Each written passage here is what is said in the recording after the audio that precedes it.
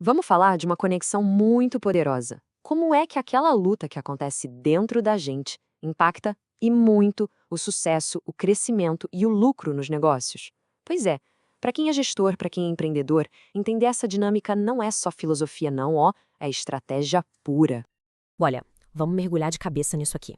Essa frase, ela basicamente resume tudo. Pensa bem, antes de conquistar o mercado, a gente precisa primeiro vencer a batalha interna contra a procrastinação, a dúvida, a falta de foco.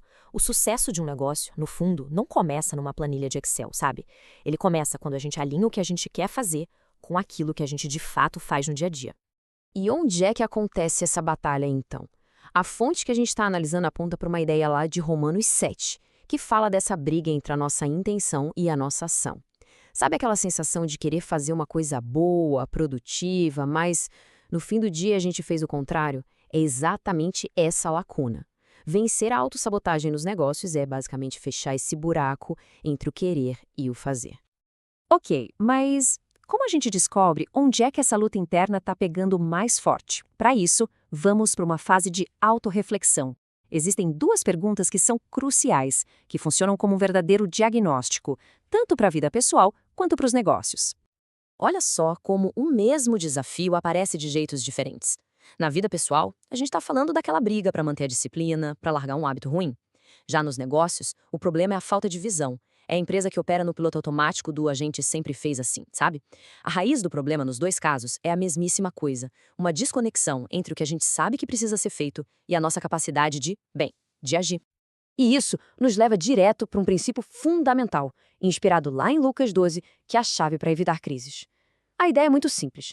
Do mesmo jeito que a gente olha para o céu e sabe se vai chover, a gente deveria olhar para o nosso ambiente e saber interpretar o tempo presente. Isso não é nada místico, é pura estratégia. Traduzindo para o dia a dia, interpretar o tempo presente significa ter visão de futuro. É a grande diferença entre apagar incêndio e se antecipar a uma oportunidade. É conseguir ver para onde o vento do mercado está soprando e ajustar as velas antes de todo mundo, tomando as decisões certas e justas agora. Mas como é que se alcança essa clareza? A fonte sugere duas formas de auxílio. A primeira é a graça, que a gente pode entender como aquele empurrõezinho extra, aquela força que vem quando a nossa própria força de vontade já acabou. A segunda é a direção, que funciona como uma bússola de ética, um guia para garantir que as nossas decisões sejam não só lucrativas, mas também justas e sábias. Beleza, mas como a gente transforma toda essa filosofia num plano prático?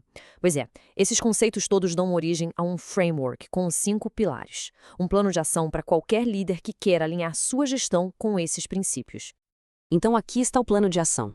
Primeiro, autoconhecimento, admitir que essa luta interna existe. Segundo, o discernimento, aprender a ler o mercado e agir antes da crise.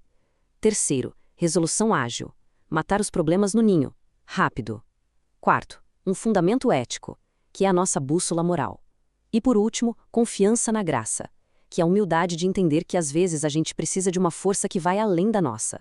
Juntos, esses pilares criam uma gestão muito mais completa e consciente. E para a gente amarrar tudo isso, chegamos na conclusão que pode ser resumida numa mensagem final, um verdadeiro recado de mentoria, um chamado para ação para todo gestor e empreendedor que está aqui com a gente. A mensagem central é essa: a autossabotagem, a procrastinação, aquela paralisia na hora de decidir, tudo isso são sintomas daquela luta interna. O convite aqui é para buscar sabedoria, agir com proatividade e, na hora da fraqueza, confiar que existe sim uma força maior para ajudar a gente a fazer o que precisa ser feito. Então, o ponto crucial é este. Se essa nossa conversa de hoje trouxe alguma clareza, se ajudou de alguma forma nos desafios de gestão e da vida, demonstre o apoio com o like para a gente saber. E claro, para mais insights que ajudam a destravar o potencial para um crescimento de verdade sustentável, é só se inscrever no canal.